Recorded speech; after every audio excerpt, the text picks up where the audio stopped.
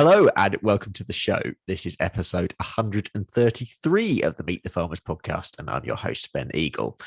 On the show today, we are talking whiskey, although sadly not at the same time as sampling it. And no, listeners, we're not in Scotland. We're actually heading to Yorkshire to speak to Tom Mellor, who, along with David Thompson, is co-founder of the Spirits of Yorkshire distillery in Hunmanby in North Yorkshire. Tom and David make Filey Bay, Yorkshire's first single malt whiskey made with 100% homegrown barley from the distillery's farm. Both of them have worked in agriculture in the local area for a long time now. And when I was approached with this story, I just simply had to invite them on the show. And I'm sure that you will find out why. Tom, thank you so much for coming on. How are you doing up there? Doing fine, thank you very much indeed. Yeah, no, really happy to be here and to chat about farming and our neck of the woods. And tell us about your part of the world, first of all. Well, we're on the Yorkshire Wolds. I don't know if people know the Yorkshire Wolds. It's the same bit of chalk that is the North and the South Downs. Pops up in northern England and is split by the Humber. And the north part is the Yorkshire Wolds, and the southern part of that is the Lincolnshire Wolds. We are in sight of the sea, just inland from Filey, and halfway between Scarborough and Bridlington. So it's the area is quite a lot of there's quite a lot of tourism. Yeah. The Yorkshire is a great area for farming as well. What about your life growing up? How did you develop your interest in food and farming? Well, I'm just still living in the same house that I was born in. Oh, really? Oh, yeah, fantastic. Quite a few years ago. I'm not going to say how many, but so you could probably work that out. I grew up. My mum and dad. My dad was a second generation farmer, and he and my mum and my sister and myself grew up. We had granny living downstairs, and fairly traditional upbringing, really. I went to the local primary school. I did go away to boarding school when I was 11. Okay. I actually loved that because because the farm is remote. I couldn't really do very many after school activities when I was younger. So when I went to boarding school, I absolutely loved it. But then growing up, as soon as I got to 13, I was driving tractors, I was leading corn, I was doing ploughing and things. I think actually I might have done a bit of ploughing when I was actually still at primary school. But so really just growing up on the farm, loved it. Did all the things that normal kids would do. Yeah. And let's talk about the farm before we talk about the distillery. And indeed, all the barley for your whiskey comes from your arable farm. Tell us a bit about the farm itself. It's a 575 acres of typical wold land. We have a dry valley that runs right through the middle of it, which has got a very good species rich chalk grassland on it as well. It's never had fertilizer. It's never had chemicals on it. We graze it. We don't graze it with our own cattle or sheep. We get somebody else to come and do that. Although that in the pipeline is. That's in the pipeline for us to take that back in. Oh, okay.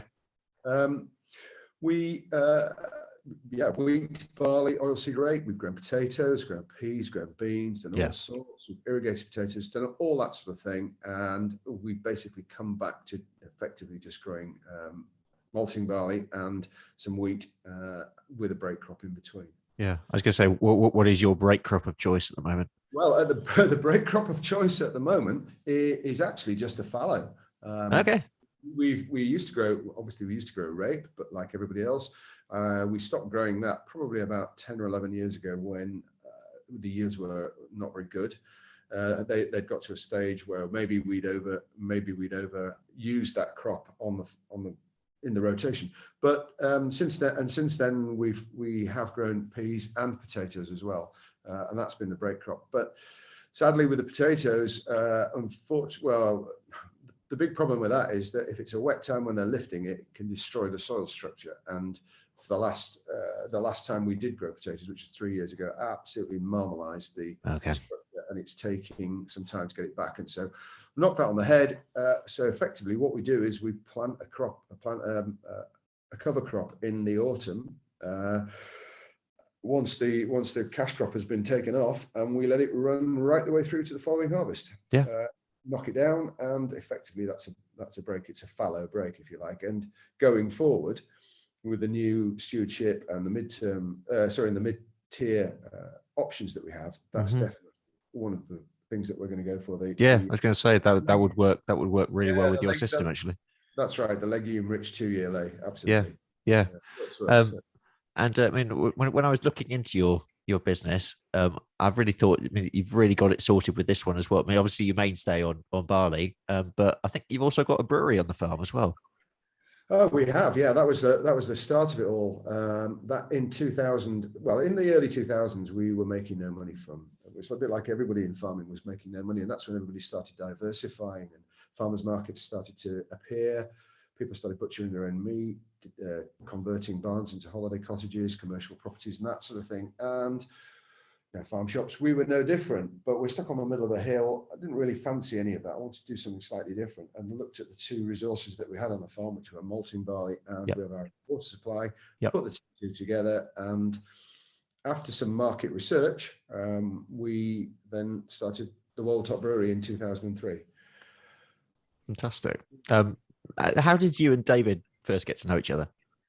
Well, this is a really interesting one, and you'll probably smile when I tell you the exact story. But David was working as a very fresh-faced arable sales specialist for Cargills in the mid '80s. Cargills didn't have a presence in our area, and David was basically given a brief, right, go and develop some business in this area. Yeah. So we did a couple of deals, and then in 1990, I think it was 1990 or '89, I can't remember, one or the other. Yeah, he wanted my fertilizer order. So I said to him, well, if you want my fertilizer order, you have to come and play standoff at Bridlington, because I'm short of a standoff. So he will tell you that he's very cheaply bought. And so he came to play, and we've been mates ever since. And the kids, our wives never stopped talking to each other, and the kids have all grown up together. So that's how we ended up together. Fantastic. How did the idea for the distillery first come about? Because obviously you've already had the brewery. Had the brewery, and basically I'd been thinking a little bit outside the box and looking for alternative opportunities. Clearly the brewing market was a lot of other people were starting to go into it, and my philosophy is always that if there's an issue developing, then there must be an opportunity somewhere. Okay. And I started to think about whiskey, and I was thinking, well, the first part of the brewing process and the first part of the whiskey making process are identical. So maybe we could look at that as an add-on. And then secondly, a lot of the barley, probably 50%, maybe even more than 50% of the barley that comes from the Yorkshire Wolds and beyond, that goes through Muntons, certainly at Bridlington, goes up to Scotland for the distilling industry. Yeah. And so you think to yourself, well, hang on, is there any reason why we shouldn't make whiskey down here? And I then started to investigate that, and I thought, well, surely somebody's making whiskey. And I found that there was nobody making whiskey in Yorkshire. So then that spawned the idea. And then, as I did with the brewery when set it up, I didn't have any previous experience. So found a very good consultant, the best. I went for the best.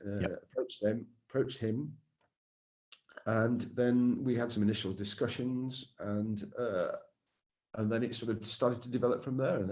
And then David and I just basically decided to join. We joined forces and set it up in 2015. It took a while, we had to get all the to get all the licenses and stuff like that sorted. And of course, nobody in the customs in Leeds had any idea about a whiskey distillery.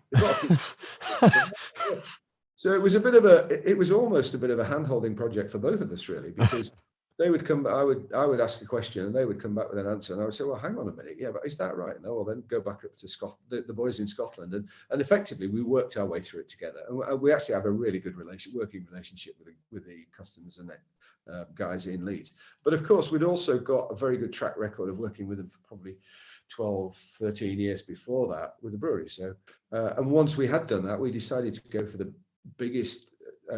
We looked at the sort of batch size that we were doing in the brewery, and at the time, actually, we were expanding the brewery. We had doubled the size of our original kit in 2011, and thinking that would keep us going for a good few years. And in fact, by 2013, we had to double it again. So when we did double it, we had already got the idea of making whiskey. So it was being designed. We put a few extra loops and pipe loops in, and different tanks and slightly different kit, very, very slightly, very, very minimal changes. So when we built our brewery in 2013-14, we did it with knowing that we were going to be making the wash for the distillery. Yeah. I mean, you've obviously taken the leap in terms of adding value, diversification a couple of times now. Right now, we're at an interesting crossroads, as everybody involved in farming knows, and people might be at different stages along the line. What advice would you give to someone who is just at the stage of considering taking a leap? Whoa, that's a really good question, and we probably could do about 5 podcasts on that. I reckon so. I just get as much research, do as much research, and as you can. And the net is, when I first started, it was very, very clunky. Was the internet? It was a dial-up modem, and it clunked. Yeah. And when our next door neighbour turned his electric fence on, which was right next to our telephone line, it all cut off. It was a bit clunky. It was a bit clunky. But do as much research as you can. Get as much advice. Yeah, get as much advice as you can. But one thing you must not do is be put off your idea by other people. It's really interesting. There's lots and lots of books written about people making the break from being employed to self-employed, or from changing careers and all that sort of stuff. And you always end up with the naysayers who come along and say, "Oh, I wouldn't do that. I wouldn't do that." Well, there are schools of thought. They call them the shitty committee. They seem to appear, they seem to appear from nowhere, and quite often they're the people who you think would be completely supportive of you. The problem with that is that, and so the reason they do that is because they're absolutely frightened stiff that you're doing something and you're being brave and you're taking a step, you're putting yourself on the line that they're not brave enough to do. And so what they're trying to do is drag you down. What you've got to do is just completely ignore them. I've come across a couple of farmers who've got really good ideas, but they're just browbeaten by their mates in the pub, and you've got to be bigger than that, and just get over it. And it's not your problem, it's theirs. Yeah, that is such a good point made. Let's talk about Filey Bay. How do you go about putting that field to bottle approach into practice? Because when I was reading about it, that this is from a farming point of view, this is really interesting. This is what dreams are made of in terms of adding value. Well, it's to be honest, it's very, very simple, because we're starting from the bottom. We're in complete control of every single aspect of production, apart from the malting, which we have to rely on Muntons to do that job properly. However, what we have got is a great working relationship with Muntons, and they ring fence our barley and they put it into bins, and we can go down there and watch it being malted, during the process, whenever. But to come back to your original question, we've got complete control over all the aspects of production and the ingredients that go into Filey Bay. So from the field, I've got the seed lot. I've got the numbers of the seed lot of the barley that we sow. Obviously, we know where the fields are. We know exactly how much fertilizer has gone on there. We know the history of the field. We know the cultivations. We know the date it was planted. We know every single operation that went onto that field. We then know the harvest dates. We know exactly the moisture that it came in at. So we've got complete control. Once it goes off to Muntons, it then is ring fenced, and then we get it back to our specifications in bulk. So we send it all in bulk, and we get it all back in bulk, and then we draw on that malt from throughout the year for either brewing or for making the wash for the whiskey.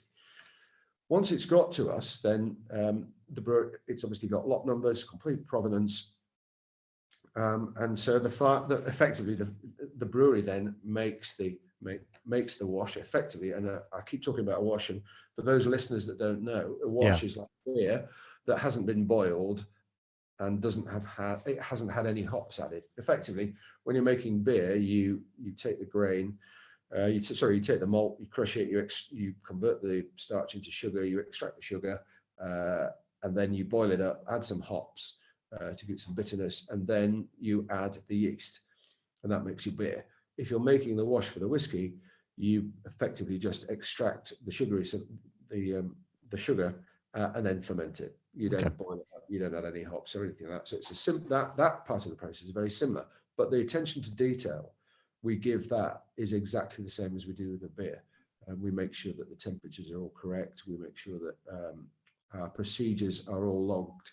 If anything doesn't happen, let's say, for example, a burner fails and the wash, it doesn't get up to temperature, then it's all logged.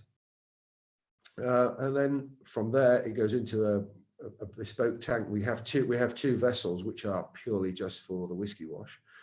We use a different yeast from that which is used for brewing, and that's a really important thing. We have to keep those two separate because we don't want cross-contamination of the yeast for either process, really. Once the wash is made, we then take it down to the distillery, and then clearly it goes through the two stills, and then into casks. But all the way through, we then know the casks are all numbered. We know which distillations they came from, which in turn we know which washes they came from.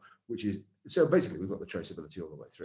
Then that's how the field to bottle approach works, because then when we take it out of the casks, we know exactly where it's come from. What it's distilled, how old it is, all that sort of stuff. Brilliant. So that's how it works. It's very straightforward. What about the water? Where does that come from?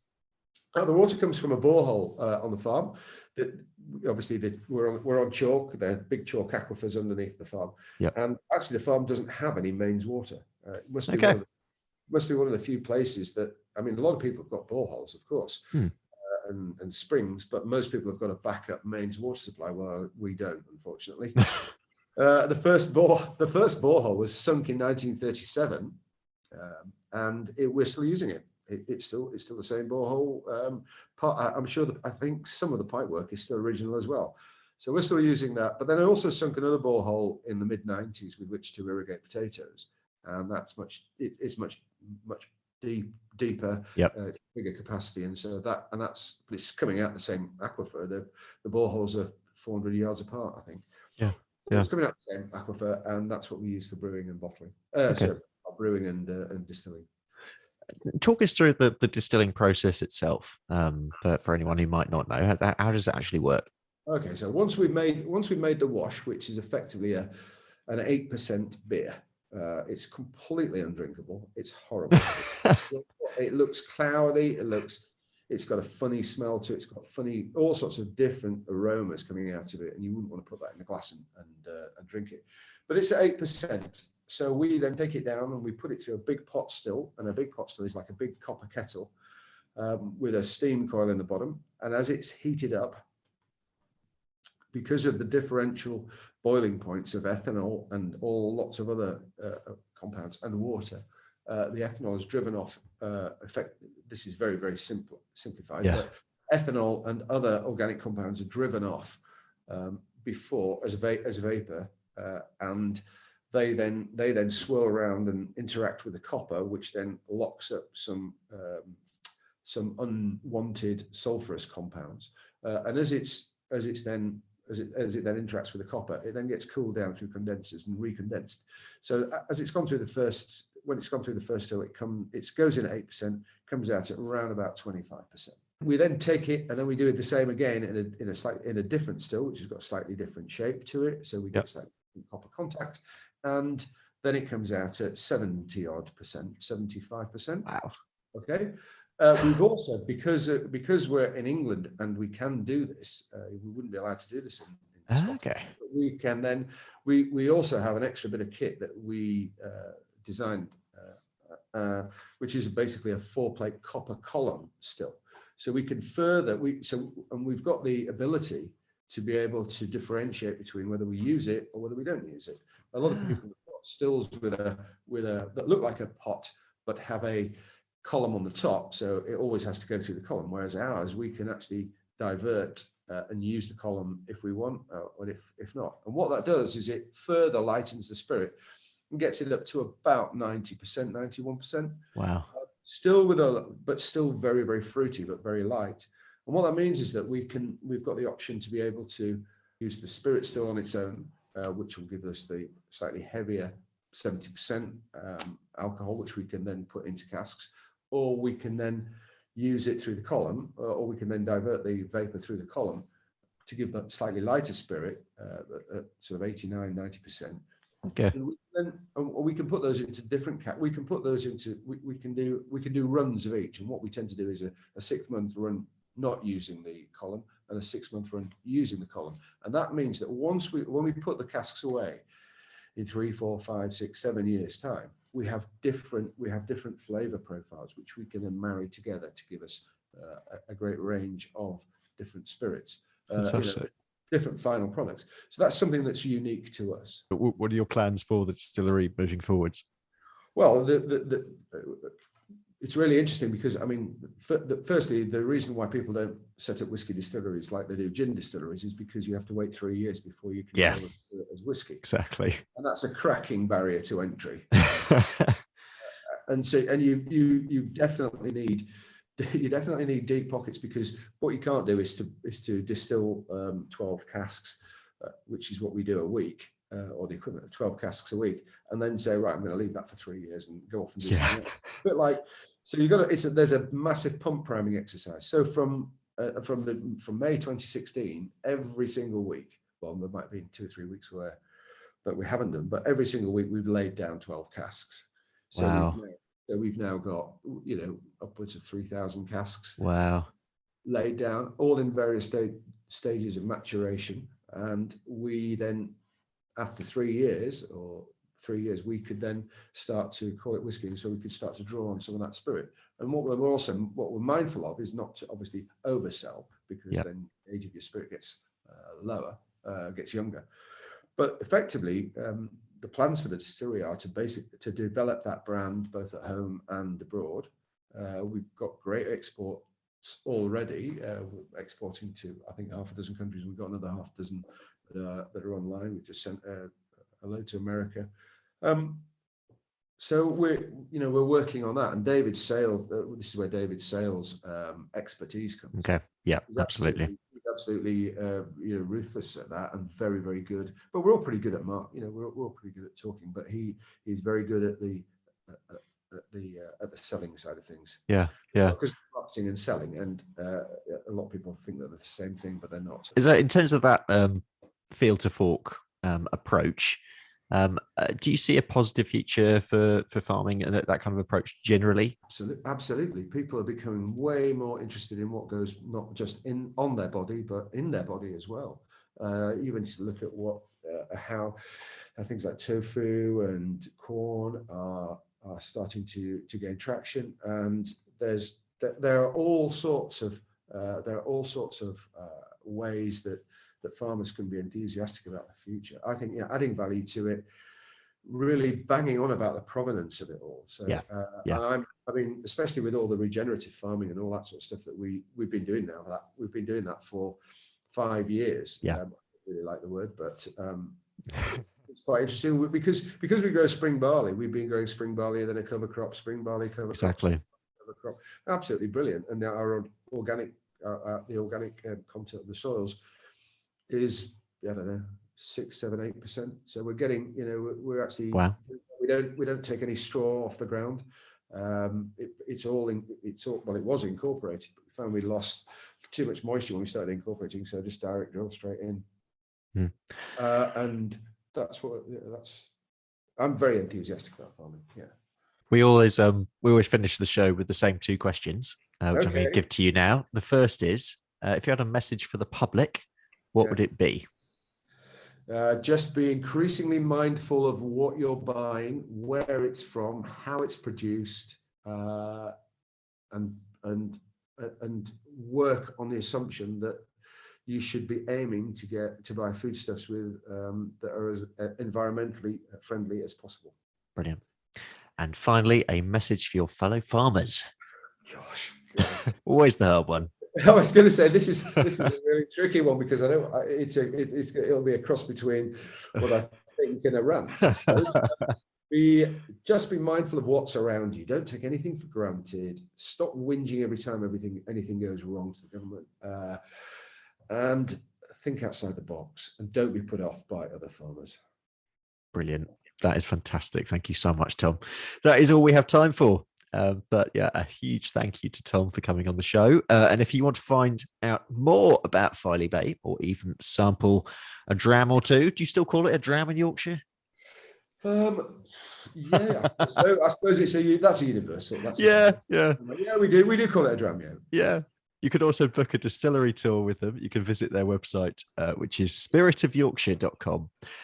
Next time, we're heading to Wales, and I'll be speaking to Farmers Weekly's Beef Farmer of the Year for 2021, Aled Evans. So I hope you can join me then. But until then, have a great week.